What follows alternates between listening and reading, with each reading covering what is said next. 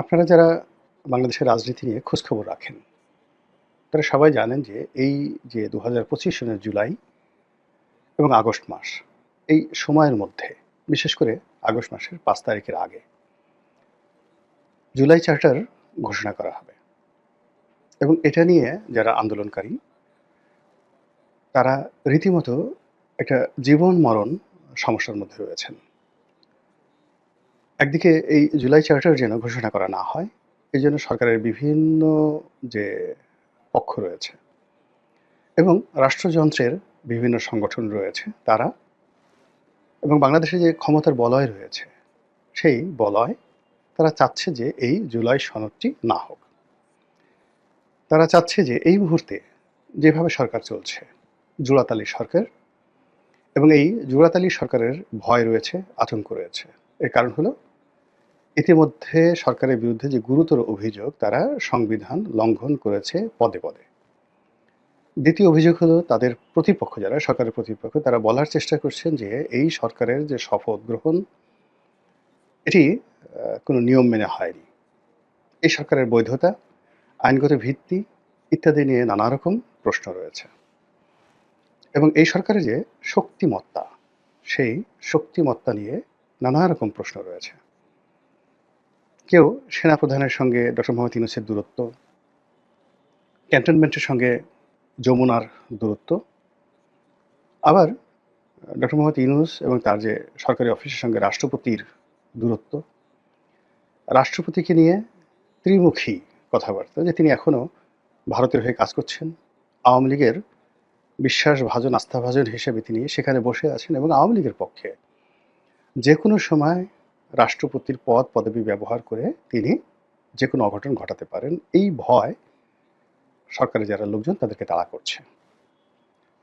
দ্বিতীয়ত তিনি অর্থাৎ রাষ্ট্রপতি তার সঙ্গে বিএনপির একটা ভালো সম্পর্ক আছে এবং বিএনপিকে এম্পাওয়ার্ড করার জন্য বিকল্প শক্তি হিসেবে বিএনপিকে সাপোর্ট দেওয়ার জন্য যদি কখনো ক্যান্টনমেন্টের দরকার হয়, প্রশাসনের দরকার হয় বা অন্য কোনো বিষয়ে দরকার হয়, সেখানে রাষ্ট্রপতি অল অন এ সাডেন বিএনপির রাজনৈতিক ক্ষমতার সঙ্গে একত্র হয়ে যদি হুঙ্কার ছাড়েন, তাহলে আমাদের এই সমাজে অনেকেরই অনেক ভিত্তি নেই। রাষ্ট্রপতির দেখা গেল যে সাংবিধানিকভাবে তেমন কিছু করার ক্ষমতা নেই, কিন্তু যেহেতু পদটি ওই পর্যায়ে আছে, তিনি তার যে স্বপ্রণোদিত ক্ষমতা, ইনহ্যারেন্ট পাওয়ার যেটাকে বলা হয়, তো সেই ইনহ্যারেন্ট পাওয়ার দিয়ে তিনি অনেক কিছু যদি করতে চান এবং তার প্রতি যদি বিএনপির সাপোর্ট থাকে, তার ডক্টর মোহাম্মদ ইউনূস এবং বিপ্লবীদের জন্য মারাত্মক বিপদ এবং বিপর্যয় তৈরি করে ফেলবে। তৃতীয়ত, সেনাবাহিনী। আমাদের দেশে সেনাবাহিনীর ক্ষমতা গ্রহণ নতুন কোনো বিষয় নয়। সেনাবাহিনীর যে প্রভাব সেটাও পুরনো এবং সব কিছুর ঊর্ধ্বে আমাদের দেশে যে মনোভাব শক্তের ভক্ত নরমের জম, অর্থাৎ আমাদের লোকজন সাধারণত লাঠি, গুলি, টিয়ার গ্যাস একটা সার্টেন লিমিট পর্যন্ত এগুলো মোকাবেলা করতে পারে, কিন্তু লং টার্মে নয়।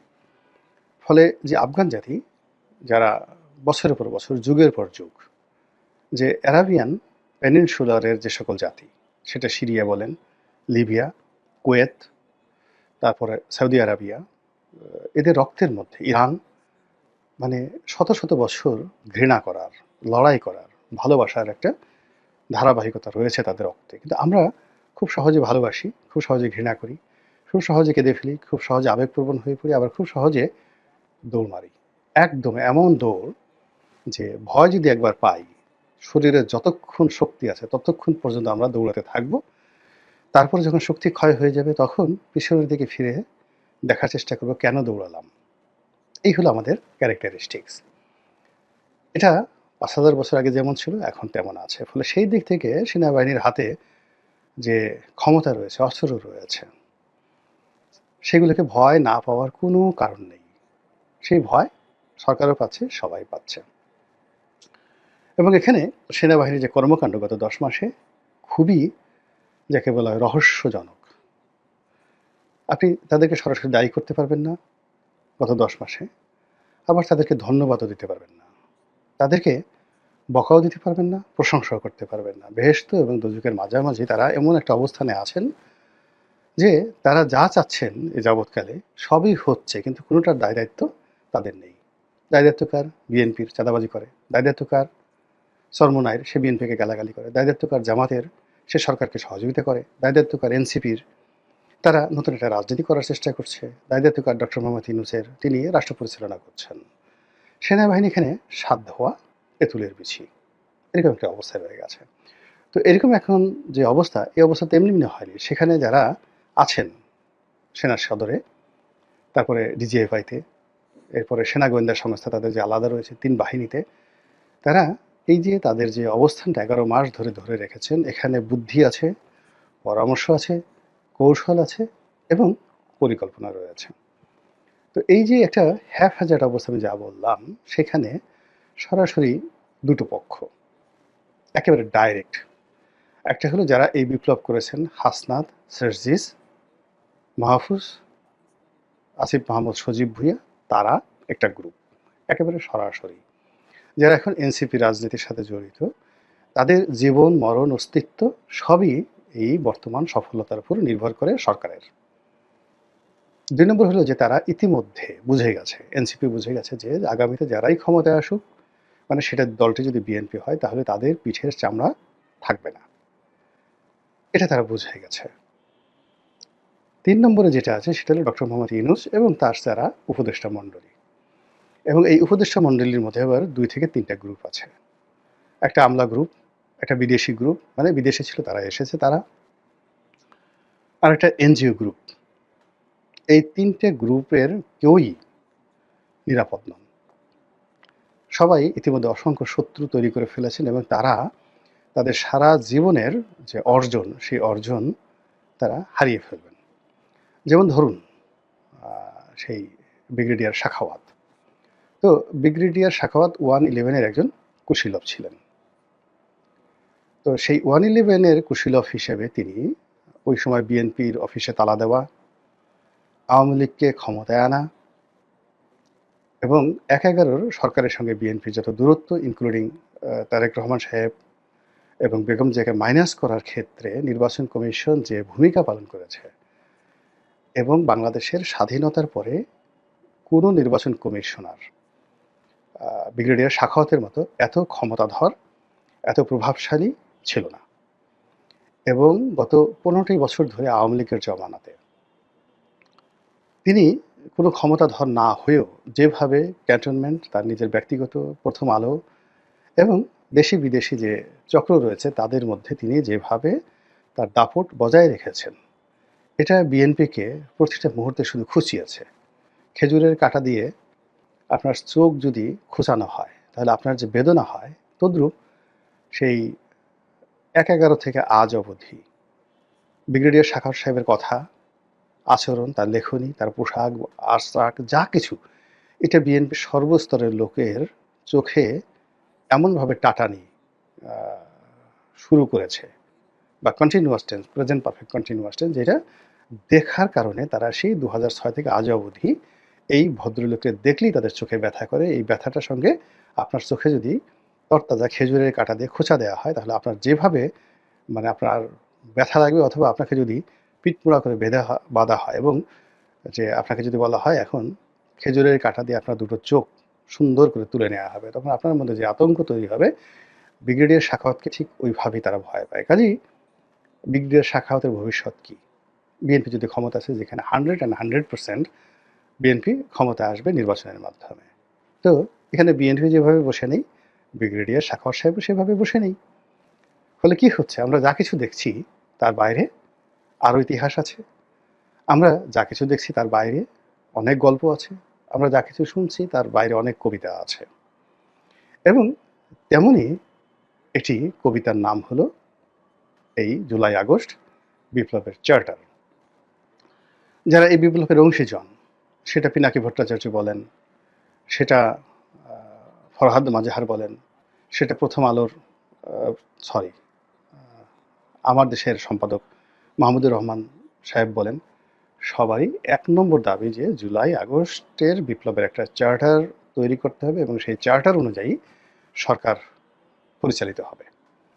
এটা তাদের একটা প্রেশার। আপনি চিন্তা করুন যে ডক্টর মোহাম্মদ ইউনূসের যে প্রেস সচিব শফিকুর রহমান বা শফিক, উনাকে নিয়ে কি ইমেজ তৈরি হয়েছে? বিএনপি ক্ষমতা আসলে কি তাকে চুমু দেওয়া হবে? তাকে কোলে নিয়ে ওয়া ওয়া চোয়া চোয়া করা হবে? বলেন তো। এখন তিনি কি চাইবেন? তিনি কি বিএনপির কাছে সেফ এক্সিট চাইবেন? প্রশ্নই আসে না। তিনি চাইবেন জুলাই চার্টার হোক, তার সেফ গার্ড থাকুক, তার ভ্যান গার্ড থাকুক, তার জন্য একটা নিরাপত্তা বলয় তৈরি হোক।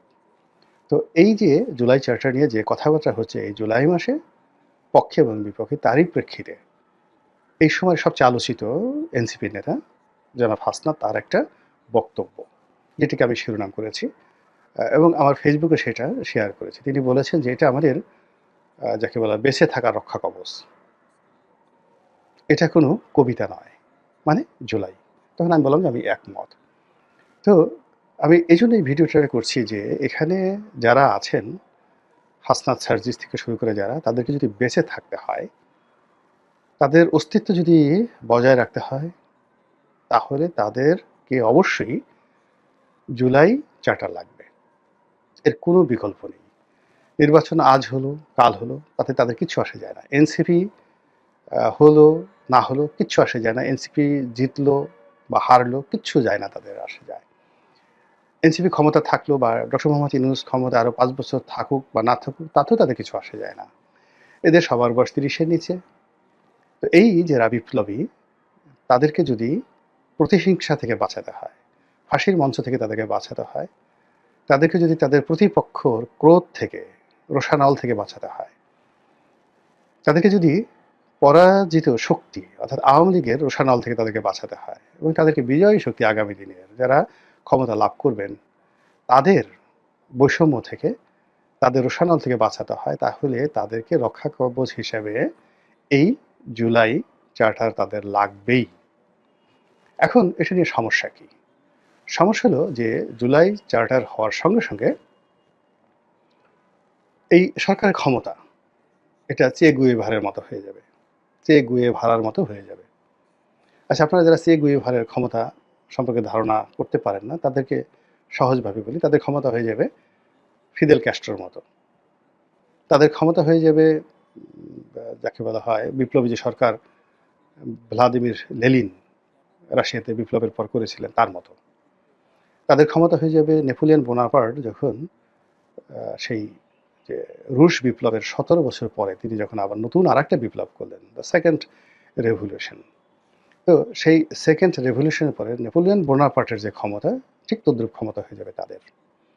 আর তাদের যারা প্রতিপক্ষ, সেটা আওয়ামী লীগ হোক, বিএনপি হোক, সেনাপ্রধান হোক, ক্যান্টনমেন্ট হোক, তাদের অবস্থা হয়ে যাবে তাদের করুণার উপর, অর্থাৎ এই জুলাই চার্টারের যারা নায়ক তাদের ইচ্ছার উপর। তারা যাকে ইচ্ছা তাকে পদচ্যুত করতে পারবেন, যাকে ইচ্ছা তাকে বের করে দিতে পারবেন, যা ইচ্ছা তাই। মানে একটা বিপ্লবী সরকার, এর কোনো নিয়ম থাকে না। মার্শাল ল সরকারের তো একটা ল থাকে, মার্শাল ল সরকারের একটা ল থাকে। মানে ধরুন দেশে সামরিক আইন জারি হলো, তো সামরিক আইন জারি হলে এখানে শুধুমাত্র সাংবিধানিক যে অধিকারগুলো আছে সেগুলো থাকবে না, কিন্তু বিপিসি বাংলাদেশ পেনাল কোড থাকবে, ফৌজদারি কার্যবিধি থাকবে, সিআরপিসি থাকবে, তারপর সামরিক আইন যেটা মার্শাল ল, সেটা বিধিবদ্ধ কোড অফ কন্ডাক্ট সেটা থাকবে, আমাদের মুসলিম শরিয়া আইন থাকবে, হিন্দু আইন থাকবে, কাস্টম থাকবে। মানে কাস্টম বলতে প্রথা, যে প্রথাগুলো রয়েছে জুডিশিয়ারিতে সেই জিনিসগুলো থাকবে। কিন্তু বিপ্লবী সরকার যখন হবে তখন নো ল, নাথিং। বিপ্লবের অধিকর্তা যিনি, তার হুকুমি ল, তার ইচ্ছা, ডিজায়ার, সেটাই ডিগ্রি। তিনি যেভাবে বলবেন সেভাবেই হবে, যেটা এই বাংলায় হয়নি। এমনকি মুক্তিযুদ্ধের পর যে বঙ্গবন্ধু সরকার, সেটাও বিপ্লবী সরকার তারা গড়েনি, করতে পারেনি। এই বিপ্লবী সরকার কেবলই মাত্র যেটা লেনিনের হয়েছিল, কিংবা অন্যান্য যে সকল কমিউনিস্ট কান্ট্রিগুলো যারা সেই রোমানিয়াতে হয়েছে, আলবেনিয়াতে হয়েছে, সেই নাসিরুদ্দিন হোজ্জা, মানে আনোয়ার হোজ্জার আলবেনিয়াতে, তো এরকম পিনোশের হয়েছে, চিলিতে পিনোশের হয়েছে।